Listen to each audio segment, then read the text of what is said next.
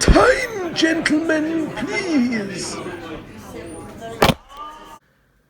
Good evening, good evening, good evening, and welcome to yet another useful beer review. Tonight, and I am filming this in the evening, that's a little bit of an insight for the making of DVD. Tonight we are looking at Guinness Milk Stout. Now, Milk Stout is one of those fairly venerable beers that's made a comeback recently because all culture is cyclical and people get bored so easily. It takes its name from the fact that, I think I've got this right, that it's brewed with lactose, which is a sugar derived from milk, which doesn't really break down in the fermentation process, gives the stout a little bit of sweetness, a little bit of body. I understand that it is actually the sort of thing that doctors used to prescribe to pregnant women because people were tougher in those days. You know, a birth defect was just the sort of thing that you'd walk off, like get back to work. It went out of style for a bit and then it came back. I always think milk stout sounds like some sort of 17th century insult, like it would be the sort of thing that they'd say in a Shakespeare play. Like they'd be like, "Why, sirrah, thou art not a man, but a mere milk stout." And then he'd reply like, "Oh, why, I am no milk stout, but a market porter at full." And then there'd be somebody, and he's normally sitting in the row right behind me, who'd be like, "Ha ha ha, ha ha ha ha, ha ha ha." I don't know if you heard that. I actually slapped my thigh.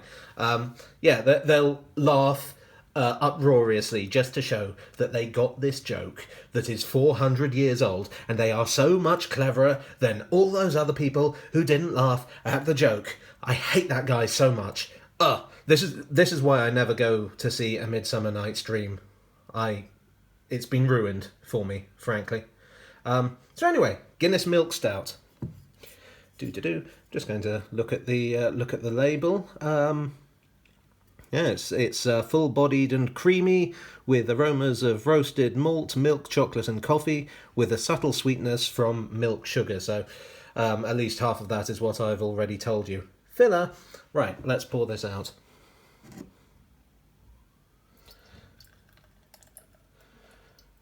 I seem to recall that Guinness takes like 100,000 years to pour.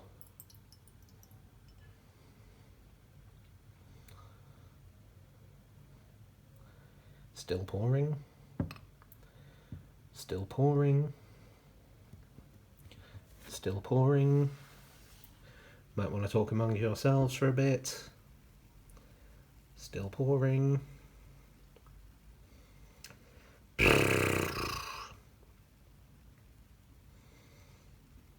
Fine, that'll do. Let's let it settle for a bit. Right, it is now 12 hours later, and it seems to have settled down. Doesn't have that satisfying monochrome look like regular Guinness, you know, the black and the white, and yeah, that's a shame. Oh well, let's try it.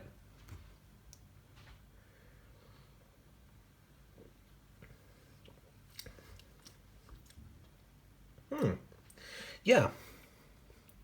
Yeah, definite sweetness. Did that sound as disgusting as to you as it did to me?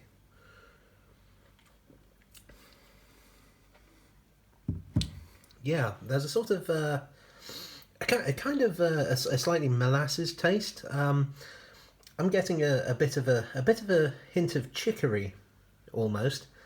Um,